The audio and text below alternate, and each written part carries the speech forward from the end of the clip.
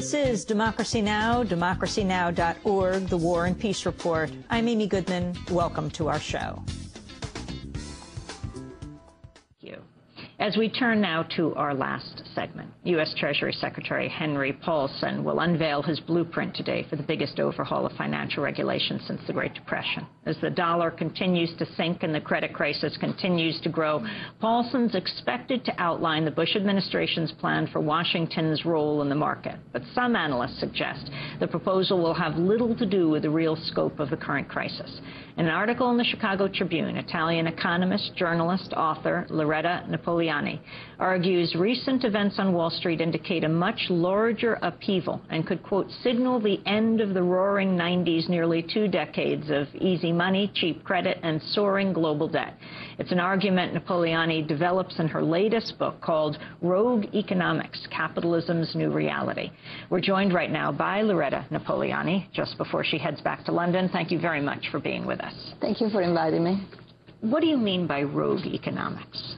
Well, rogue economics is a sort of umbrella under which we find the criminal economy, the illegal economy, but also those gray areas where there is not a proper regulation, where there is not legislation for the economy.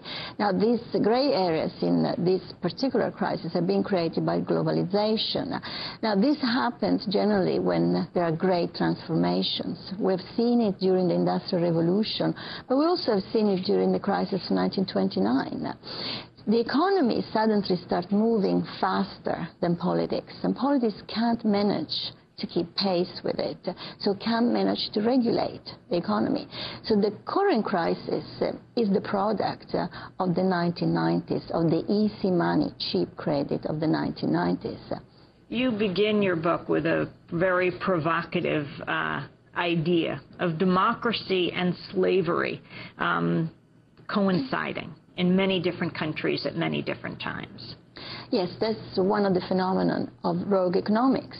So I found a correlation between the spreading of democracy after the fall of the Berlin Wall and the rise in slavery. Now, as countries, former communist countries, became so-called democratic, people started to be enslaved by their own countrymen. Now, the first example is the most shocking example, I would say, is the rise in sex slave and also prostitution in Western Europe.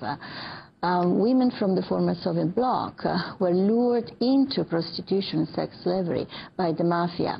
These women were desperate because with the collapse of the communist economy, they were unemployed. I mean, women unemployment went from virtually zero before the fall of the wall to 80%. These women were desperate. They had to feed their own children, so they became prostitutes. So this is just one of the examples. But we also see this phenomenon in the past. I mean, decolonization actually boosted slavery. As foreign powers withdrew from the colonies, people were enslaved by their own countrymen. And we see it in Africa, we see it in Asia. Give more examples. Well, I think one interesting example, for example, is what's happening in a certain sector. For example, the cocoa production in the Ivory Coast. The majority of the cocoa that we eat, it is actually produced by young kids which have been enslaved in the plantation of the Ivory Coast. Ivory Coast is the largest producer of cocoa.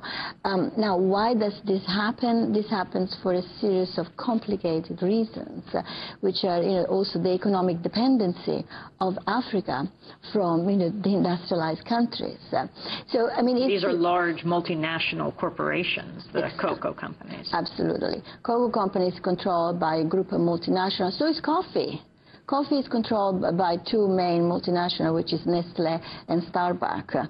So sometimes when we drink our coffee, we don't know that this coffee is actually produced by slaves. That is produced through exploitation of growers in Africa, and this is because of the globalization market. And what about going back in history to slavery in this country, in the United States?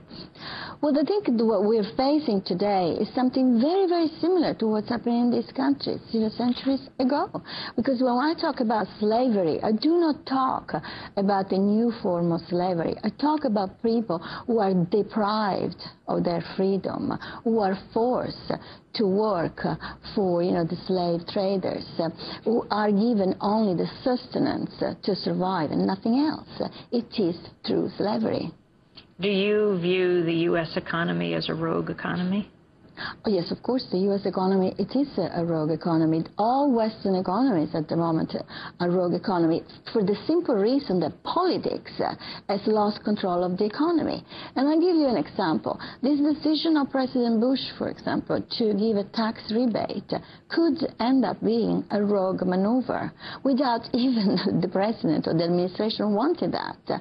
So we give a tax rebate to people in order to boost consumption.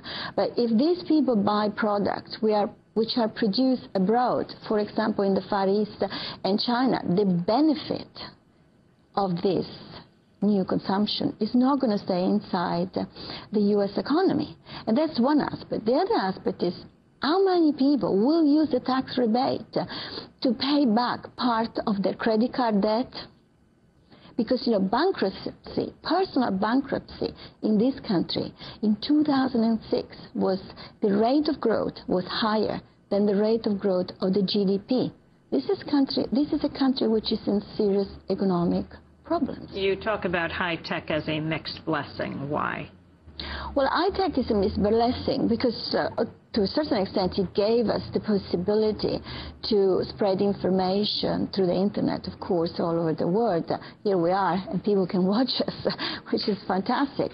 But at the same time, the internet has become a new vehicle for theft, for criminal activities, prostitution, pornography, and so on and so forth. I mean, for example, pornography, child pornography is the biggest business in the internet. So why is it misblessing? Because nobody can control the internet. So that's a very good example of rogue economics. Back here in this country, the bailout of Bear Stearns, the intervention of the Fed, your analysis of that? I think that's very much in line with what has happened in the United Kingdom with Northern Rock. The panic at the moment is that if one bank falls, then we're going to have a domino effect. So this is exactly what has happened in 1929. The crash of 1929 was not really the cause of the Depression. The cause of the Depression was the failure of banks and people panicking. So what the Fed is trying to do is trying to prevent another massive failure of banks. Now, why Bear Stearns ended up in that situation, that's the key question. Why was a bank allowed to borrow way over the amount of money that could actually pay back? This is the key question. And the answer is lack of regulation. And even this proposal that is on the table today, we have 5 seconds. Well, even this proposal, it would be only a temporary, it would be a band-aid. It's not going to solve the problem. I want to thank you very much for joining us. Loretta Napoleani, her book is called Rogue Economics. And that does it for today's broadcast. That does it for our program, Democracy Now! I'm Amy Goodman. Thanks for joining us.